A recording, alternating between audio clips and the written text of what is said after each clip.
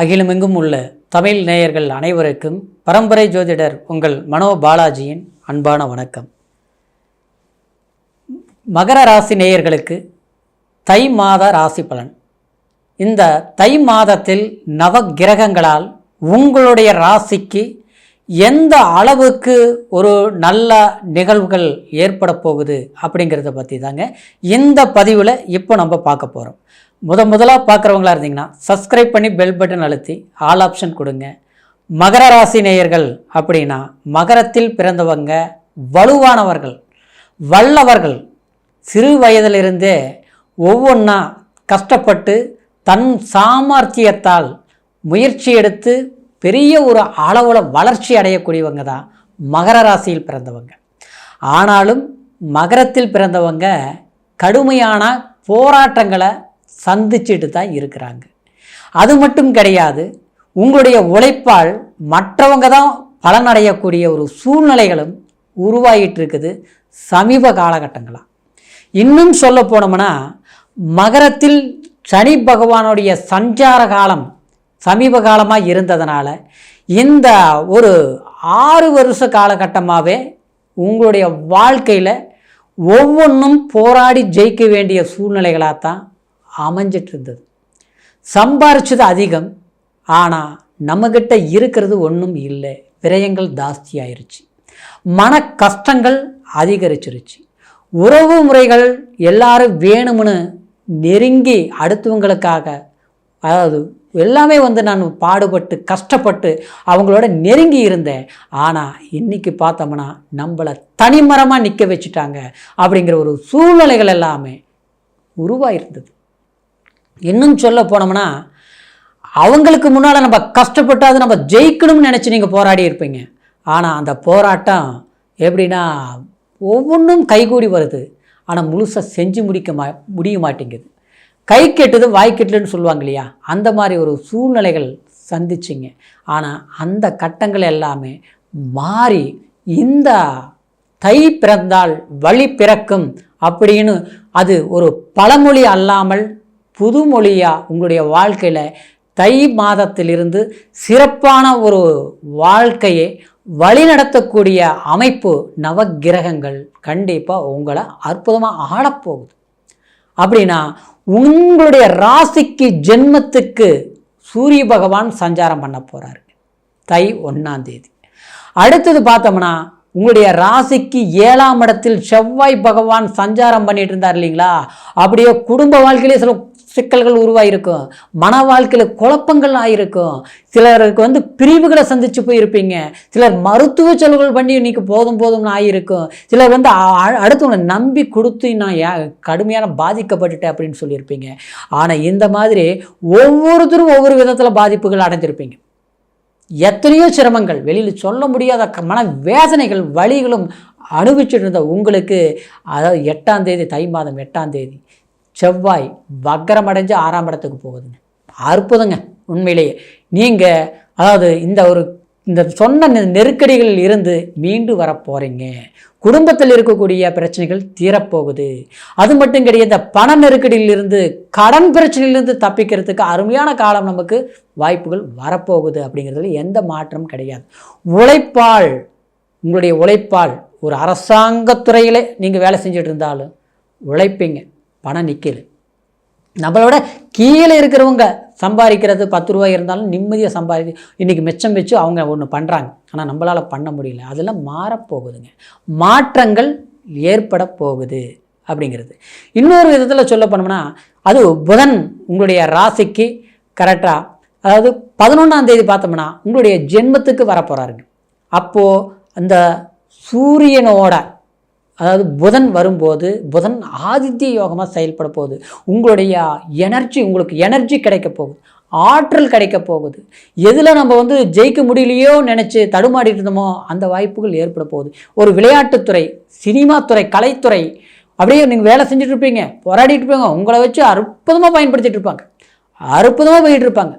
அதாவது நீங்கள் அவங்களுக்கு ஒரு பக்கபலமாக இருப்பீங்க. ஆனால் பேச்சு மட்டும்தான் உங்களை நைஸாக பயன்படுத்துவாங்க. ஆனால் உங்கள்கிட்ட எல்லாமே வாங்கிக்கிட்டு அதனால் உங்களுக்கு எந்த பிரயோஜனமும் இல்லாமல் இருப்பீங்க ஆச்சுங்களா. ஆனால் அந்த காலகட்டமெல்லாம் மாறி உங்களால் நீங்கள் யாருன்னு காட்டுறதுக்கு ஒரு வாய்ப்பு தான் இந்த தை மாதத்திலிருந்து ஒரு சிறப்பான அமைப்பாக ஏற்பட போகுது. அது மட்டும் கிடையாதுங்க, உங்களுக்கு 2ஆம் இடத்தில் இருக்கக்கூடிய சுக்கிர பகவான் 15ஆம் தேதி 3ஆம் இடத்திற்கு பயிற்சி ஆகுதுங்க ஆச்சுங்களா.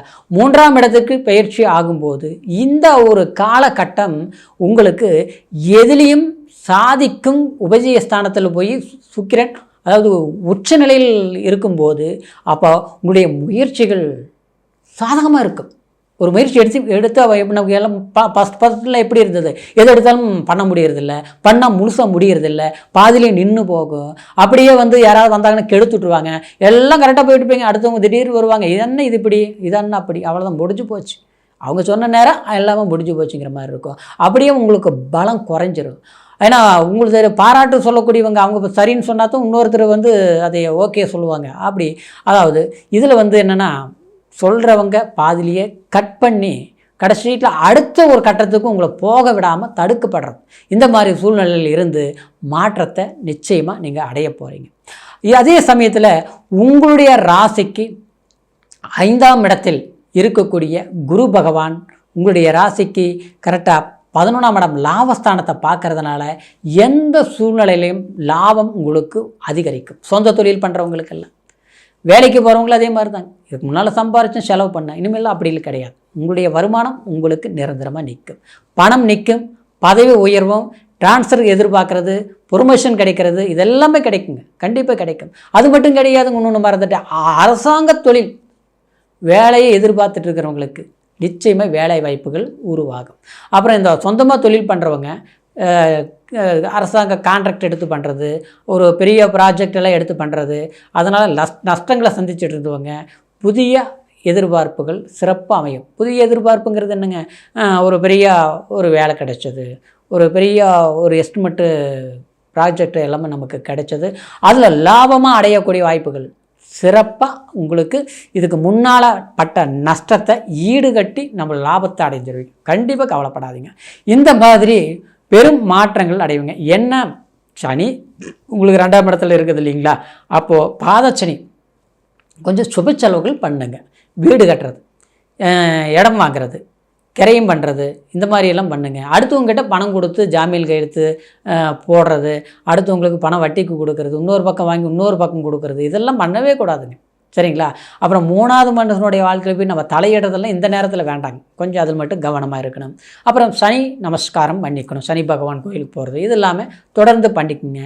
ஆரோக்கியம் கொஞ்சம் டல்லாக இருக்கும், அது இல்லாமல் கொஞ்சம் சரியாயிடும். இப்போ ஏன்னா உங்களுக்கு 7ஆம் இடத்துல இருக்கக்கூடிய செவ்வாய் 6ஆம் இடத்துக்கு போகும்போது மருத்துவ சம்பந்தமாக இருந்த பிரச்சனைகள் தீர்வுக்கு கிடைச்சிடும். புதிய முயற்சிகளால் குடும்பத்தில் திருமணம் சார்ந்த விஷயங்கள் நடக்கும். திருமணம் தள்ளி போயிட்டு இருந்த வாய்ப்புகள் கண்டிப்பாக கைகூடி வரும். மாற்றமே கிடையாது. தை பிறந்தால் வழி பிறந்தது மட்டும் இல்லாமல் வாய்ப்புகளும் சிறப்பாக அமைஞ்சு இனி வரக்கூடிய எதிர்காலத்துக்கும் தேவையான சில வாய்ப்புகள் சிறப்பான முறையில் நமக்கு அமைஞ்சது அப்படிங்கிற ஒரு அற்புதம் கண்டிப்பாக கிடைக்கும். அப்புறம் தவறாமல் நீங்கள் செய்ய வேண்டியது, அதாவது உங்களுடைய ராசிக்கு அதாவது சனி பகவான் வழிபாடு தவறாமல் பண்ணுங்கள். அப்படி ரொம்ப தூரத்தில் இருக்குது பக்கத்தில் இல்லை அப்படின்னா நீங்கள் ஆஞ்சநேயர் வழிபாடு பண்ணுங்கள். காகத்துக்கு அன்னம் வைங்க. காகத்துக்கு அதாவது எள்ளு கலந்து தயிர் கலந்து இதெல்லாமல் சனிக்கிழமை நாள்னா நாம் குளிச்சுட்டு சாப்பிட்றதுக்கு முன்னால் காகத்துக்கு அன்னம் விடுறது, இதெல்லாம் தொடர்ந்து பண்ணிட்டு வந்தீங்கன்னா கண்டிப்பாக நான் சொன்ன மாதிரி உங்களுக்கு இந்த தையிலிருந்து அற்புதமான மேன்மைகள் கண்டிப்பாக அமோகமாக கிடைக்க போகுது, சரிங்களா. இப்போ சொன்னது கோச்சார பலன் அப்படிங்கிறதுனால பிறப்பு ஜனன ஜாதகத்தையும் ஒரு முறை பார்த்துங்க. ஏன்னா ஜனன ஜாதகத்தில் எந்த தசாபுத்தி நடக்குது, உங்களுடைய லக்னம் என்ன அப்படிங்கிறத முழுமையாக தெரிஞ்சுக்க முடியும். உங்களுடைய ஜாதகத்தை நம்மக்கிட்ட பார்க்கணும்னு விரும்புனீங்கன்னா கீழே இருக்கிற நம்பருக்கு ஃபோன் பண்ணி உங்களுடைய டேட் ஆஃப் பர்த் டைம் சொல்லி உங்களுடைய பலன்களை முழுமையாக கேட்டு தெரிஞ்சுக்கோங்க. அதே நேரத்தில் ஏதாவது சந்தேகம் இருந்தாலும் கேட்டு தெரிஞ்சுக்கோங்க. இந்த தை திருநாள் அற்புதமான பொங்கல் நல்வாழ்த்துக்களுடன் மீண்டும் அடுத்த பதிவில் சந்திக்கிற வரைக்கும் நன்றி, வணக்கம்.